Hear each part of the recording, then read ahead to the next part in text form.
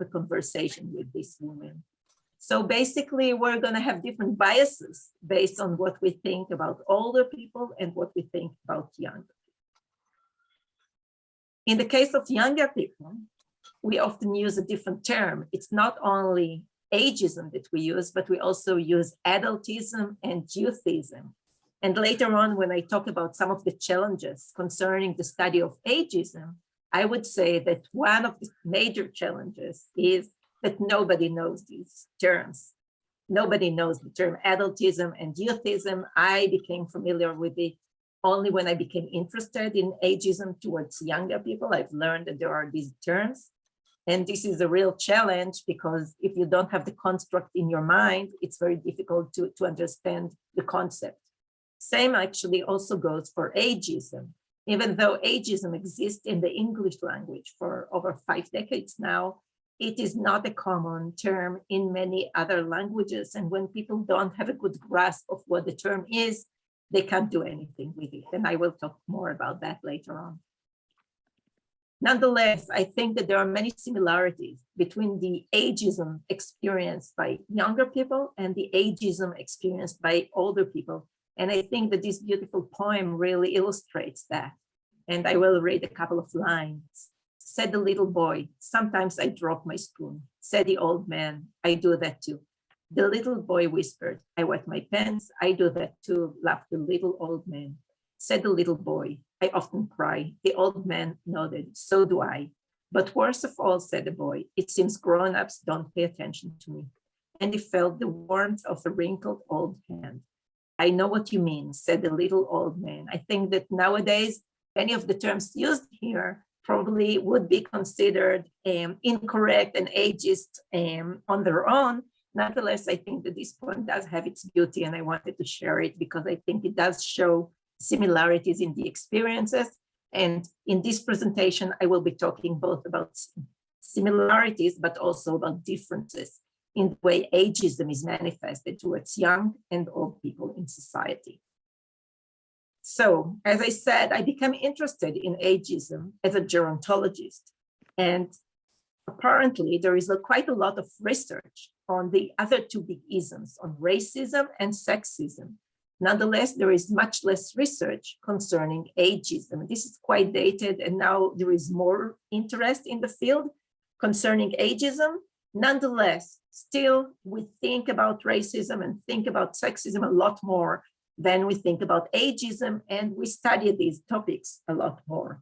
However, and this is based on the European Social Survey, which concerns 29 countries, when we ask people about their experiences of ageism, sexism, and racism, the majority, a third of the sample, reported ageism. Nonetheless, only 17% reported racism, which is, I think, what we usually have in mind when we think about isms. So ageism is more prevalent than the other two big isms, but we study it a lot less. Interestingly enough, in that particular study and in many other studies, large-scale studies that ask people about their experiences, we found that actually it was the younger people that reported more exposure to ageism than older people. I see someone nodding his head, and I'm wondering why you think it is like that it is the younger people who report ageism more than older people. Can you have a wise guess or try to guess? You're on mute. Yeah. I think restrictions, about restrictions of doing things, but actually because there's an adultism is prevalent. And so older generations stop younger people from doing things, think they're inexperienced, et cetera, et cetera. Yeah. So this is one reason why younger people report more ageism than older people. It could be that actually they are experiencing more ageism than older people. Alternatively, it is younger people who are more alert to or more tuned in to experiences of ageism, whereas older people tend to accept ageism for granted and not to complain about it, not to state that they're experiencing ageism. So it can be either way. When we look at other studies, this one was conducted by the World Health Organization based on the World Values Survey. What they find again is that ageism is very prevalent in society. 1 in 2 people say that older people are not respected. And actually, people are more likely to report lack of respect in higher income countries compared to lower income countries, which is a little bit surprising. And there is also a systematic review, which was conducted to examine cross-cultural differences in ageism. And this review as well has shown that actually ageism is more, the reviews showed the other way around, that ageism is more prevalent in more traditional societies. Does anyone want to guess why this might be the case, or should I try to? Well, I think that one guess is that people in more modern societies, they know what to answer. It's not polite, it's not nice to be ageist. So in more modern societies, people might be hiding ageism, but it's really unclear. Ageism is prevalent in a variety of settings, and I will go over a couple of them and try to demonstrate how prevalent it is both towards older people and towards younger people. I do have a caveat that there is a lot more research on ageism towards older people. So many of the examples that I will give are with regard to ageism towards older people. And one way to look at it is really the way we talk about older people in policy documents. And these terms are actually quite disturbing. There are different policy documents that talk about aging as a tsunami. So they really accurate the changing demographics with something really bad. There is the term dependency ratio that talks about the number of older people versus the rest of society.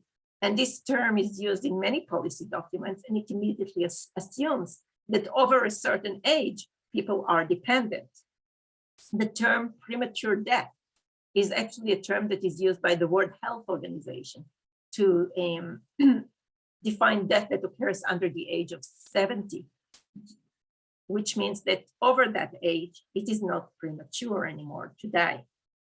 This obviously is a big problem and demonstrates ageism in policy documents. With regard to younger people, if we look here at these newspapers, magazines, we see that there are terms that are being used on the cover of these magazines: the me generation, the self-entitled generations. These terms are, I think, illustrative of the negative connotation that comes with young age as well. And as I said, younger people are more likely to report exposure to age-based discrimination, especially in the workforce. I'm going to show you this and we will talk about it afterwards. Hallo, ich bin Nico Semsrott und das ist ein Letztwähler. Dieser alte weiße Mann ist so gut wie tot, aber immer noch wahlberechtigt. Wie fast 5 Millionen andere Letztwähler in Deutschland entscheidet er über eine Zukunft, die er selbst nicht mehr erleben wird. Schauen Sie mal hier, die SPD. Wunderbar, danke. Mit einem Durchschnittsalter von 44 ist Europa das Altenheim der Welt. Jeder dritte Wahlberechtigte in Deutschland ist über 60. Die sollen lieber zur Schule gehen und nicht auf der Straße rumlungern. Ab ins Gefängnis mit denen! Viele dieser Menschen sind für die Abschottung Europas, sexistische Rollenbilder und veraltete Werte oder kurz für das Wahlprogramm der CDU. Herr Hansen hat gerade gewählt. Die Konsequenzen tragen junge, dynamische Menschen wie wir. Darum fordern wir von der Partei die Einführung des Höchstwahlalters. Wenn die Menschen in den ersten 18 Lebensjahren nicht wählen dürfen, sollten sie auch in den letzten 18 Lebensjahren nicht wählen. Darum wählt bis zum 26. Mai die Partei, solange es noch geht. So this clip is actually, yeah, I know. It was produced by a political party in Germany called Die Partei, and they have or had 2 seats in the European Parliament. So it's a real party, political party, and this is supposed to be satirical. When I first saw it, I was shocked, and I asked them, one of my colleagues, I showed it to one of my colleagues, German colleagues, who wrote them a very, very long German letter. And I was sure that this video will be erased from YouTube, but it's still there. In essence, I think this video is extremely ageist towards older people, obviously, but it also shows some of the resentments that younger people may feel because they might feel that they are deprived of their voice.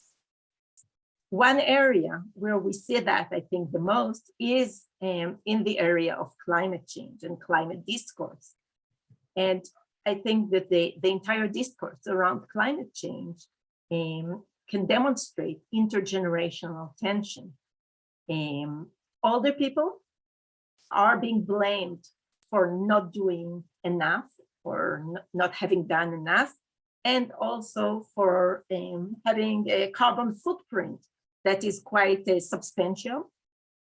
Younger people are likely to experience the consequences of climate change for years to come, way after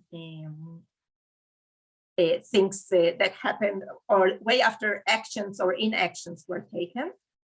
Nonetheless, it is older people who are most susceptible to climate change, and younger people are often deprived of their voice, as you saw in the other clip as well, and do not have the political power to really influence the climate discourse. So I think this is an area that does show quite a lot of intergenerational tension, where both parties actually are quite susceptible to the effects of climate change.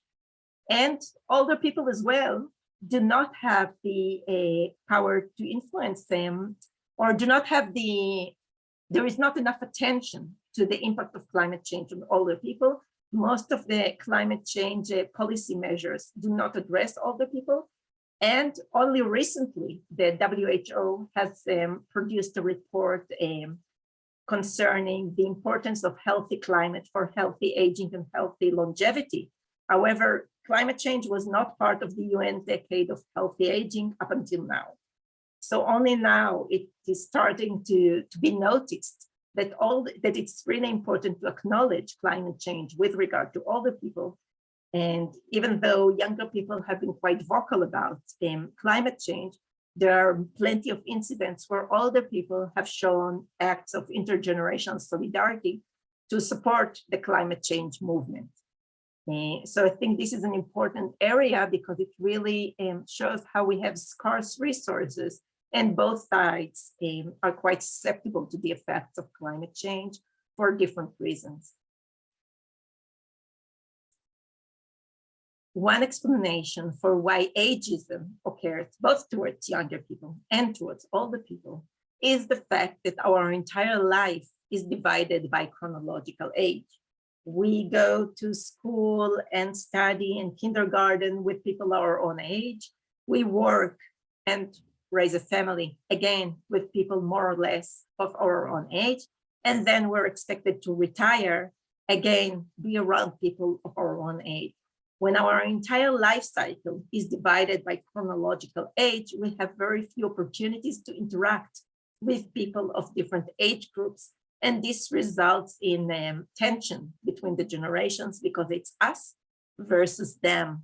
One area where we see this chronological division is actually the outside environment. And this is based on a study that we conducted that visually documented the behaviors of older people and younger people in the environment. And what we saw was that older people, when they came to this to the environment, and we simply took photos of the entire setting for a couple of hours each day and counted who is in the photo and what these people do. What we found was that when older people came to this setting, they were grouping together, not necessarily in interaction, but they came over and stayed there, possibly to have some social exploration, whereas younger people were on the go most of the time. the only times that we saw the interaction between young and old in these particular settings, which is just the outside environment, was when younger people served as caretakers of older people. So we didn't see much interaction in these squares where we took those photos and studied the behavior of older people and younger people. Indeed, when research asked younger people, for instance, about their interaction with people of different age groups, they report a preference towards same age groups. And younger people also feel as if they're being patronized, just like Dave was saying earlier, in interpersonal relationships with older people. In a recent study that we conducted, we found that adults over the age of 50 who had younger social network members, people who are 10 years and over younger than them, and had better self-perceptions of their own aging 3 years later. In addition, those self-perceptions of one's aging, how one perceives themselves, better self-perceptions of aging predicts a larger number of both younger and older kin and non-kin relationships. So it is really impactful. The way we think about our aging affects our associations with people of different age groups. And if we're concerned about our aging, if we think negatively about our aging, we are less likely to interact with people of different age groups. I'm moving now to a different area, to the healthcare system. And actually, there is not much research with regard to the healthcare system and younger people. There is a lot of research concerning discrimination towards older people. And this book was written by philosophers, but they would simply ask if there is a duty to die. Do older people have to die because they consume too much of the healthcare resources? So these are philosophers, and they allow themselves to ask this question explicitly. Many times it is not asked explicitly, but it is actually practiced implicitly. During the pandemic, we have seen the practice also explicitly. I decided to avoid talking about the pandemic because I've had enough of the pandemic, but I'm sure that you've all seen that in various countries and various examples. We also see ageism in the development of different drugs, including, by the way, the COVID-19 vaccine that was tried on younger generations. Same goes for drugs that even address Alzheimer's, which is certainly a condition of old age, yet the studies were restricted to younger age groups. Same goes with heart conditions, diabetes, and so forth. It is a lot easier to study these groups, but it is discriminatory, especially because older people are the ones who actually need a treatment. We do learn a little bit about ageism towards younger people through comparisons between older and younger people. And this is one study that looked at case vignettes, where we presented to physicians the exact same case, and the only difference was the age of the patient.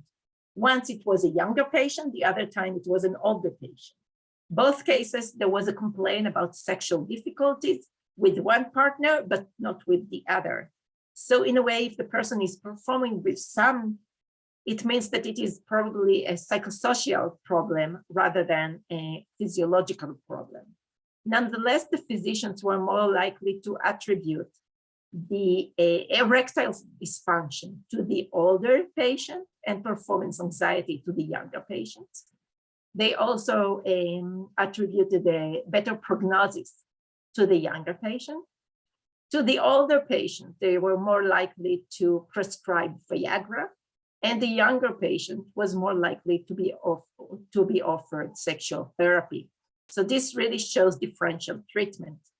A different study with social worker, again, just the same mechanisms, presenting once a 37-year-old woman, next a 77-year-old woman. In both cases, the exact same vignette was described to the social workers. In both cases, it was a woman that was living in a very troubling situation where she experienced intimate partner violence.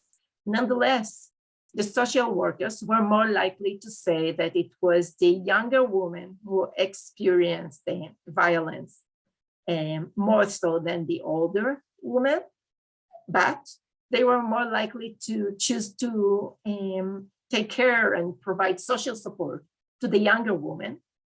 And the older woman, they were more likely to refer her for legal intervention, so to refer her out, even though they said that it was the younger woman who was experiencing more violence.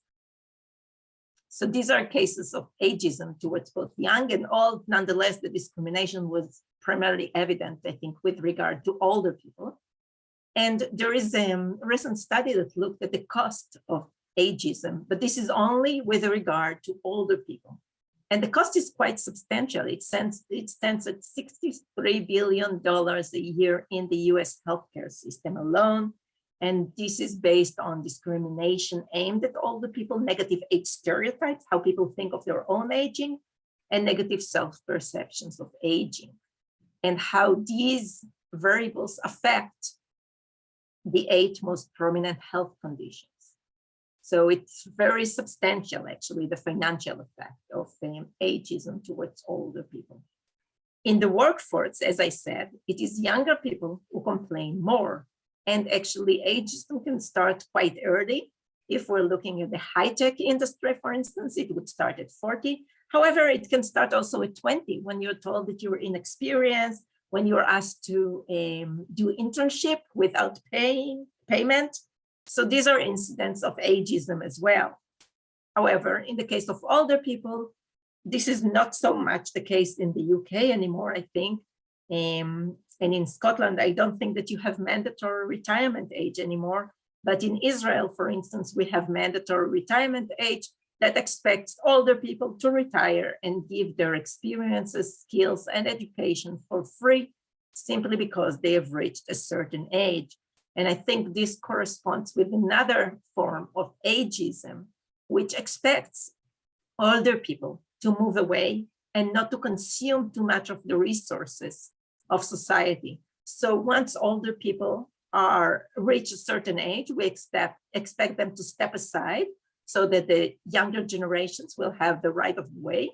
But we don't want them to consume too much and eat too much of the pension system, because then there will be nothing left for younger people. So it's a really lose-lose situation in that case.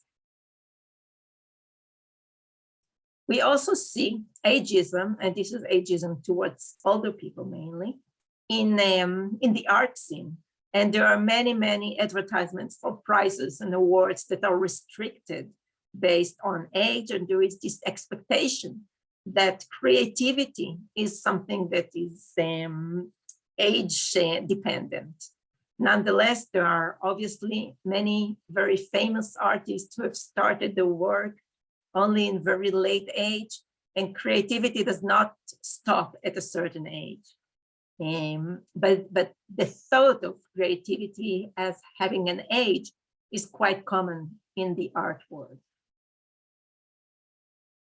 When we look at the media, we often see an intersection between ageism and sexism, and this is what we see actually in front of the screen.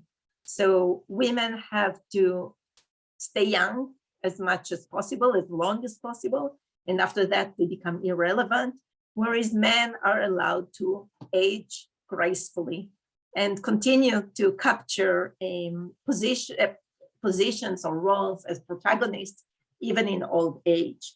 Nonetheless, I do have to say that recently we conducted a study where we interviewed very famous film directors in the second half of their life. And what we found was that they actually report the experience of ageism quite extensively. And there is actually quite a lot of work conducted by Michael North and other researchers who have shown that in old age, men in the workforce are seen as more threatening than women. So older women are allowed to still capture positions in the workforce, whereas older men are expected to move away because they are the ones who have had all the power.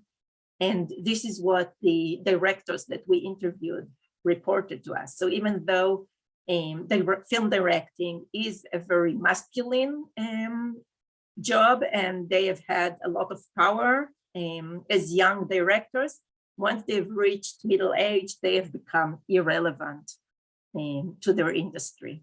And they also reported a lot of self-ageism. It is not a coincidence that we experience so much ageism and self-ageism. Had I asked you to think of a witch, it probably would be an older witch. Same goes if we go to all the old stories about Snow White and all other fairy tales. There was always an evil lady there, and she was old and she was worried about her looks. And this really penetrates our mindset. And when we ask young people, for instance, children, to paint a younger person versus an older person, we see a difference. Even at third grade or fifth grade, they already distinguish between the young and happy and the old and sad. And these paintings illustrate the messages that we receive from the media, that we receive from literature, that we receive from our environment. And they really penetrate our mindset at a very young age. The problem is that older people as well internalize these messages and think of themselves as slow, useless, a burden to society. And these messages actually affect the way people age. And there is plenty of research conducted by Becca Levy and other researchers that has shown that when people think negatively about their own aging, they're more likely to be sick, they're more likely to fall, their cognitive functioning is likely to deteriorate, and they're even likely to die 7.5 years before those who think positively about their aging. So it really is important, the messages that we are receiving from society, because they impact the way we think about ourselves, about our own aging. And again, I will go back to the pandemic and just briefly say that during the pandemic, the messages that older people received were that they are vulnerable and that they are a burden to society. And to live with these messages is going to impact the aging process of each and every one of us, because we're all going to age eventually, and it's going to impact our aging process. So to conclude, I hope that I convinced you that we have to fight ageism and do something. Nonetheless, we have a couple of challenges. And the first one really concerns the definition of what ageism is, let alone what adultism or youthism is. People are not aware of these concepts. Maybe in English, people know the term ageism. I doubt they know the term adultism or youthism. They definitely don't know the term ageism in many other languages. And this is important, and I'm going to give her an example. A study that we conducted has found that when people were asked whether or not they experienced ageism without defining what ageism was, the majority of people said, no, we did not experience ageism. Nonetheless, after going back to the same people and defining what ageism was, a much larger percentage of people actually admitted to experiencing ageism. So people need to have the term in their mind to be able to say something is wrong here. I'm experiencing discrimination. These are stereotypes, that's prejudice. We need a term, and we need it in many different languages. I can talk about myself and say that also for me, even though I'm a gerontologist, I became familiar with the term ageism in Hebrew only about 12 or 10 years ago. And only then did I become interested in this as a research topic, as a policy topic, as an important topic that I can talk about. I needed the term in my own mother tongue to be able to grasp its importance. So I think this is one challenge that we're all facing. Another challenge concerns the assessment of ageism. We recently conducted a large scoping review, a systematic review where we try to identify measures of ageism. These measures are needed because if we're trying to influence society, we want to make sure that we're influencing society in the right direction. We haven't really found a good measure that has good psychometric properties. Moreover, none of the measures that we looked at addressed ageism towards younger people. So this is really a neglected area. And we have to study both ageism towards older people and towards younger people. It's impossible to do that without a good scale. Another challenge concerns the fact that it's actually very challenging to think of ageism or age inequality at the global level. There are many measures of gender inequality. For instance, if you go to the parliament, you would expect half women, half men. Otherwise, you would say this is gender inequality. When we go to age inequality, we don't have the same definition. So we still do not have standards of what we expect to be age equality in society. And I think that it requires a lot of thinking on the part of policy stakeholders, on the part of researchers, to really understand what age inequality means at the macro level, at the national context, for instance. I don't think we are there yet, and there aren't very good measures of age inequality at this point. Another challenge concerns the way we campaign with regard to ageism, and I'm going to give you one example here.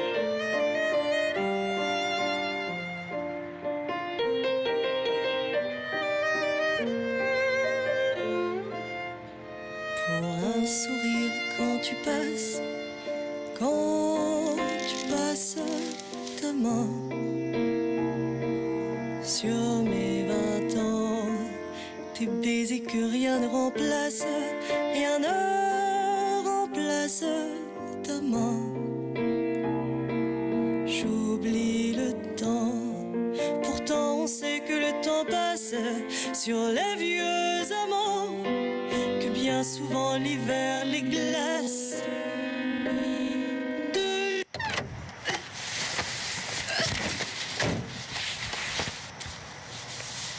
You didn't see the pictures, right? Just a second. Okay, so now you did see the picture. And basically this was from Finland. This is an advertisement in Finland that tried to preach to an anti-ageism campaign. This one is from Israel, and it says the exact same thing. Do not throw me away when I'm old. And this is a very common term in Hebrew. So I think that we all agree these are not good ways to campaign for an anti-ageism campaign. However, we recently studied 3 campaigns that were launched in Israel during the pandemic. And the 3 campaigns had in common the fact that they all tried to emphasize actually positive aspects of aging. And we conclude that this is problematic as well. So you don't want to show people being thrown away to the garbage, of course. This is not a good way to increase awareness, but you also don't want to show only active, healthy, working older people as a campaign, because we know that in old age, there is variability, and we have to account for that. If we show only the positive side or only the negative side, we're still creating a stereotype. So either way, it's problematic. And I can say that the WHO report actually concludes that there is not enough evidence to show the effectiveness of anti-ageism campaigns. And this could be one reason for that they don't have the rationale of really showing heterogeneity that is associated with old age. We do know, however, that interventions that address ageism work, both education about ageism, and this is why I was so happy that Bella had approached me and asked me to come over and talk, because I always talk about that. So education works, and also intergenerational contact works, because it breaks the stereotypes. Nonetheless, it needs to occur under certain conditions. We don't want one generation to be on top of the other and to know all and patronize the other generation. We want to engage both generations in collaborative tasks and work so that they can benefit from the intergenerational contact. I have this here to say that age is just a number. Again, I would say that the pandemic has shown over and over that policymakers are using age as much more than a number, as a cutoff for certain policies. And this is extremely problematic because we know that actually there is a lot of variability that comes in old age. And actually there is more variability in old age than in any other age group in society. So the environment matters more as we reach old age. And this is why age is both a biological construct, but also a social construct, and we have to take it into account. I think that it's obvious that the way we talk about both old and young people in society makes a difference, and we have to be aware of that. And oftentimes we don't even stop to question it because we internalize ageism at so many different levels towards both young and older people in society. Laws and regulations should explicitly prohibit age discrimination. I can say that currently age discrimination is the only legal discrimination which is still allowed by the European Court of Justice, for instance. So we still have a lot to do in that regard. I suggest to start looking at aging as an opportunity because it does provide people with the first, second, third chance in life. People in old age might have more time, wisdom, experience, money, opportunities to repair relationships and to exchange with younger and older generations, as well as come to terms with things that had happened or not throughout their lives. I really like this poem, which talks about how old age can be liberating. And it was written by Jenny Joseph when she was 29, I believe. And she does not like red hats or red or purple, but it has inspired actually women in many English-speaking countries to celebrate the second half of life and to really free themselves from the constraints and norms put on by society. I think that aging is an opportunity also to society at large. It does provide an opportunity for employment and productivity. There is exchange of both quantified and non-quantified, such as babysitting tasks that older people can engage in. And it provides an opportunity for intergenerational solidarity. I have not talked about young age as an opportunity because I think that we all accept it. We all see youth and children as an opportunity for our society. I don't need to talk about it. I think that we have to remind ourselves that it's not only the early periods of life that provide opportunities, but it's also the second part of life that provides opportunities. There is really limited research on discrimination, on ageism towards younger people. We don't know enough about that. And as I was saying, a lot of what we know about younger people comes from research that compared older to younger people. So it's not enough. There is no conceptual framework to understand ageism towards younger people.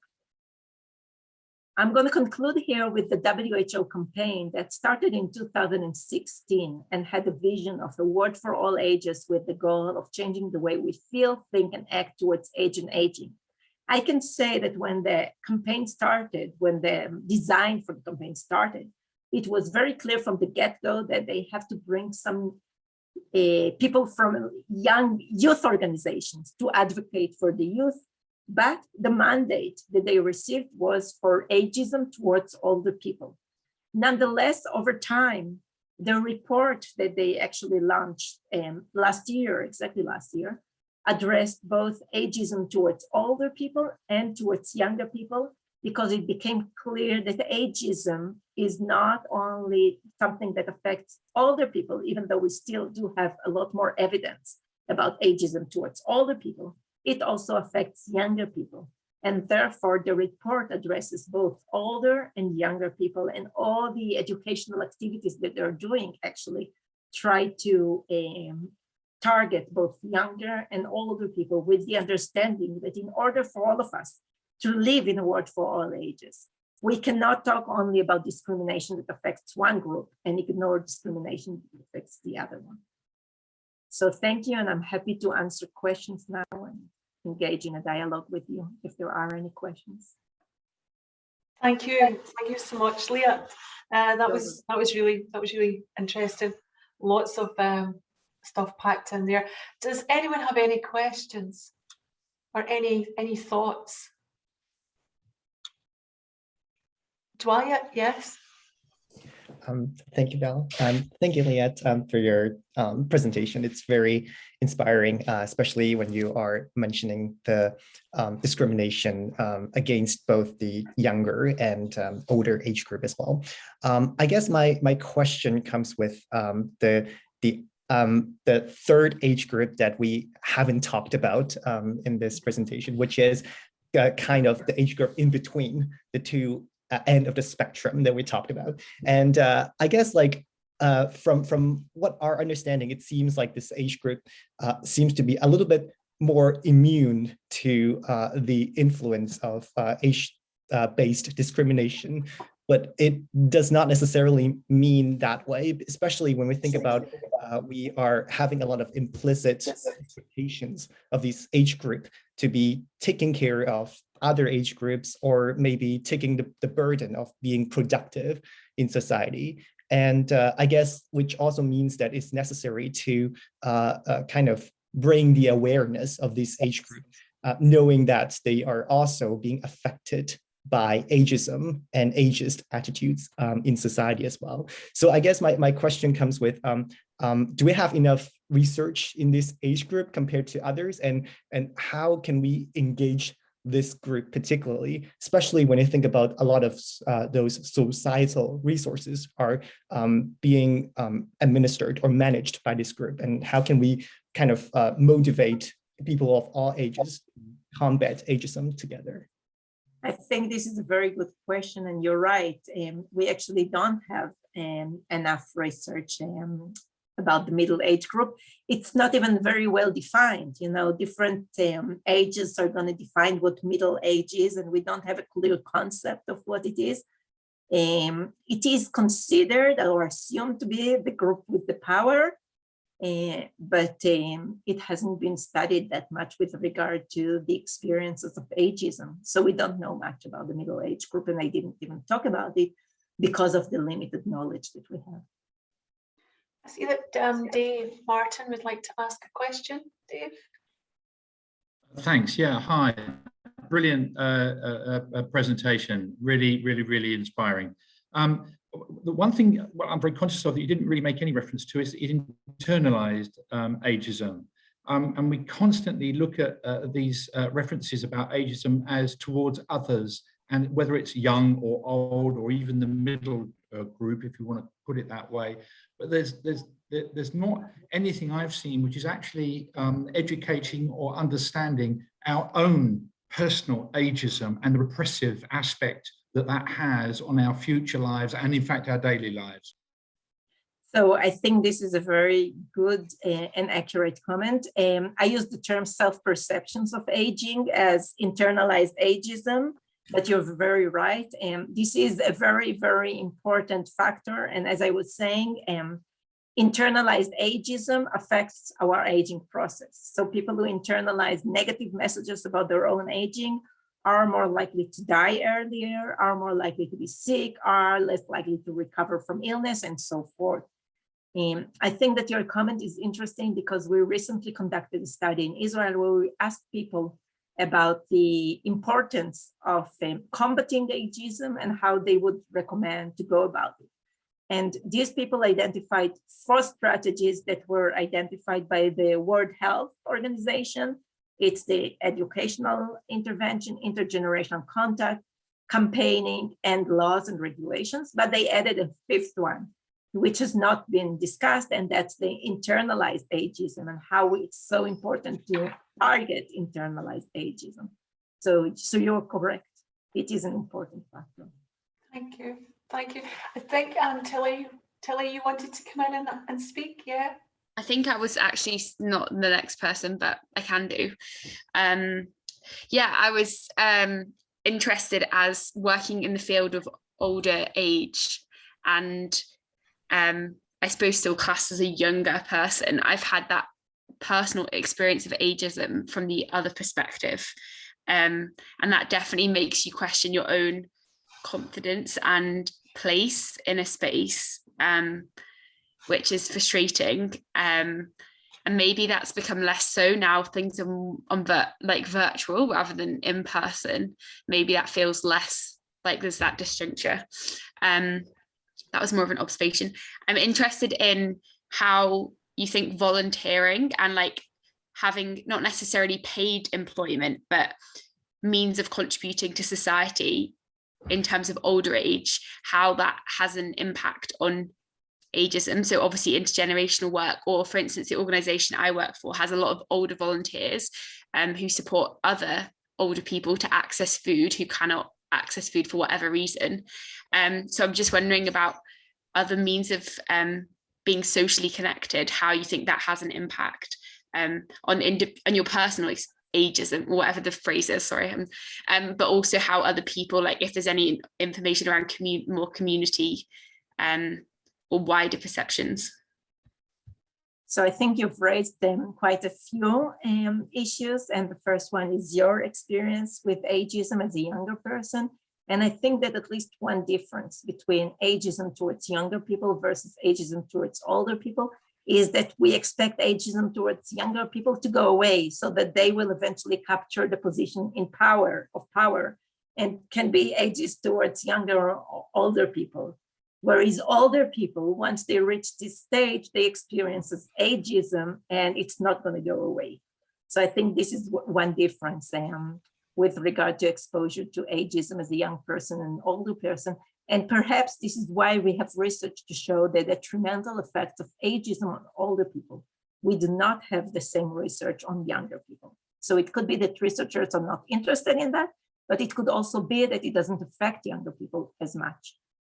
And the other point that you raised was about volunteering. So obviously, and I'm sure you are aware of that, there is a lot of research to show how good volunteering is for your health, mental health, mortality. Nonetheless, I think that pushing people into a volunteering job is ageist. And that's what happens with mandatory retirement age, basically, because it says that once you reach a certain age, you have to volunteer.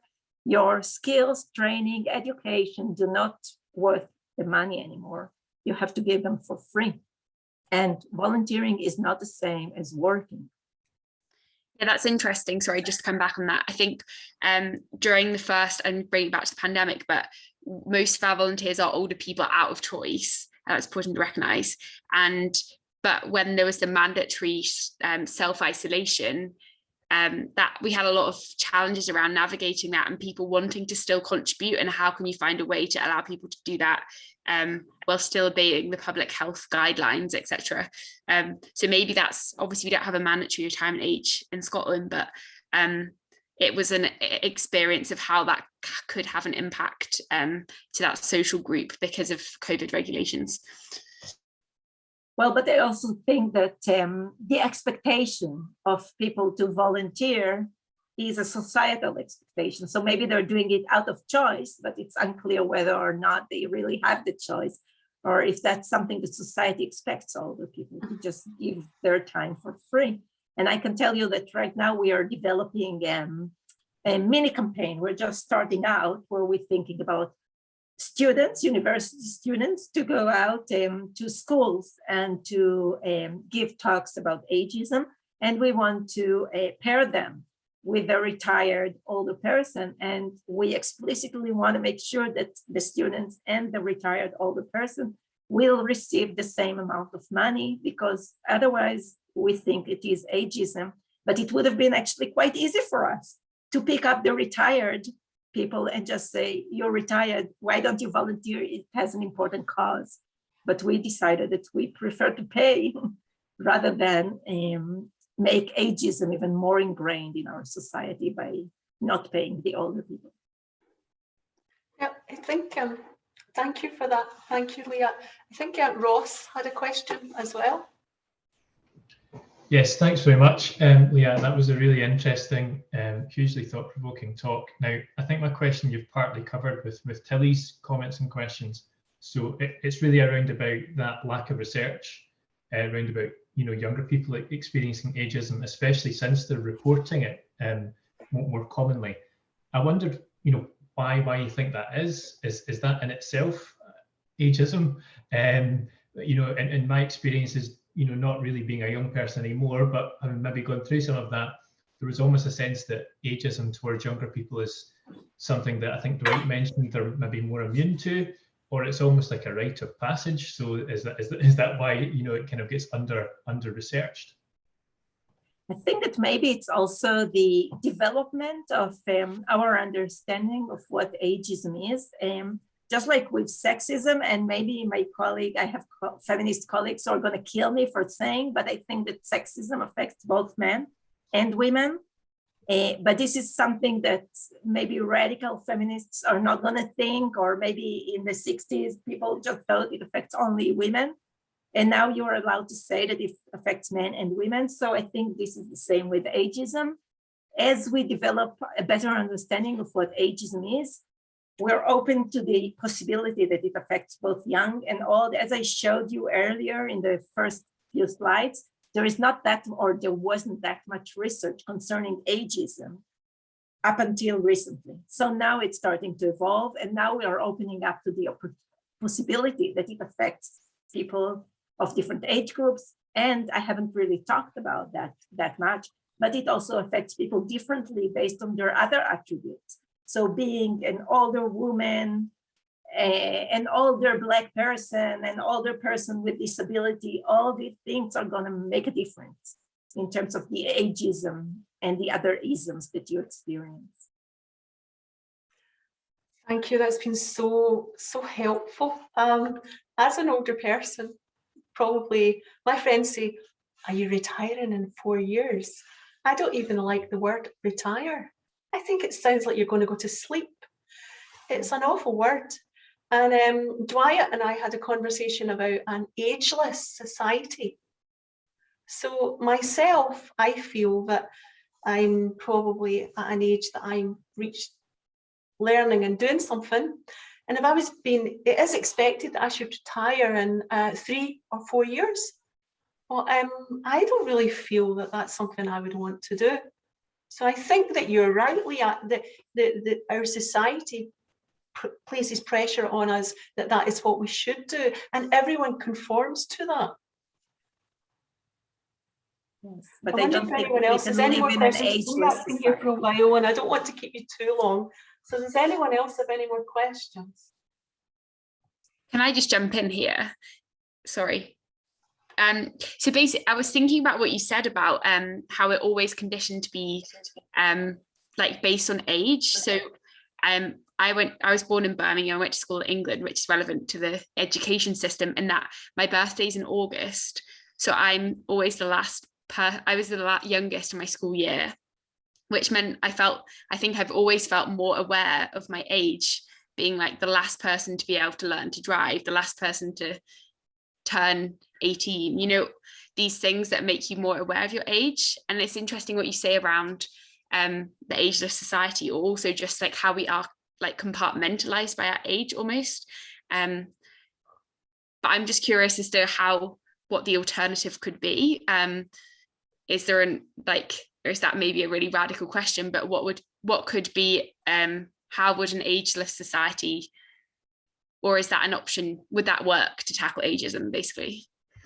Well, so you have to ask Bella, because I don't think that there is an ageless. I don't think we can live in an ageless society or a sexless society. Sorry, and it is about the intergenerational aspect of our society, and it's about that life journey from birth to death, and it's how actually we've chunked it into groups. and it should be more fluent. I think Matt might come in there as well, because his work on intergenerational contact zones is something that fits with that. Well, just yeah, very consistent with what Dr. Ayalon has shared. Certainly, she's the expert on this issue, so I don't think I could really add much. I mean, we sum it up, in a short sentence when we talk about ageism and the importance of intergenerational work, in that people really want to be defined as they see themselves, rather than how others see them. And when you connect people in a intriguing and authentic way to communicate and share their ways of experiencing the world, you see some of that happening, feeling so good about finally being able to straighten out some misconceptions. So yeah, such an important topic. So I thank you all for the session, very stimulating and important. Brilliant. Thank you. Dave, did you want to come in with one more question or point before we go? Yeah, just a quick one. We've been looking at birthday cards across the life course. Okay, we're setting up a campaign about anti-ageist birthday cards. And one of the things that we come up with is the whole thing about humor. And when you said earlier about older people actually are possibly condone ageism, but they don't see it as ageism, it's part of rite of passage to be laughing at the aging process. Not being affected by it, but that's a way of dealing with it, by humor. Older people are the ones who buy the most ageist birthday cards and send them to their peers. And that's a real difficulty, I think, when you're trying to raise that issue, particularly intergenerationally. Whereas if a younger person sent an ageist card to an older person, definitely ageist. But the numbers of older people that send the most outrageous, horrible, ageist cards, it's very difficult to highlight that as being ageist. So I think it goes along with what you said about how we internalize ageism, and we don't even notice these stereotypes. Once they are part of us, we accept them for granted. Diana, would you like to come in? Yes, I mean, that has been interesting, and it's drawn things to my mind that I hadn't thought of. Obviously, I am in the older person category, and I accept that I'm older as long as no one calls me elderly. But isn't it better to be laughing about it than crying? And the other thing that I thought as we were talking, we, the older people, have had experience of being younger and the problems and challenges of being younger, which you, younger people, have not had the experience of being older. And nothing irritates me more than when some young sprout stands up and says, well, what 80-year-olds need, because you don't have a clue. I know myself, I hadn't a clue what a 70, 80-year-old needed or wanted when I was in my 20s or 30s. So we need to speak for ourselves. We need to work with younger people too, I think, because they will perhaps learn something from us and we will learn from them.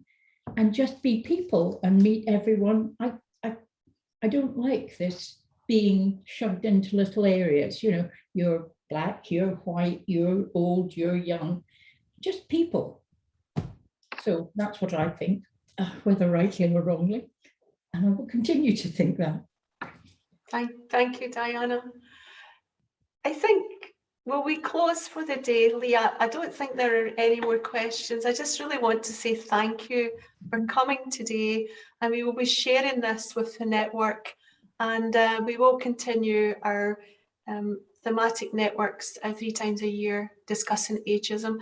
And I will send you our last one because it's taped, and it might give you some ideas of what some younger people in their 30s had to say about ageism towards them from their children. It's quite interesting. That's a good point. Thank you, Liat. That was so informative. Yeah, thank you for inviting me. Take care. Bye-bye. Thanks, everyone. Thank you. Thank you, Liat. Thank you.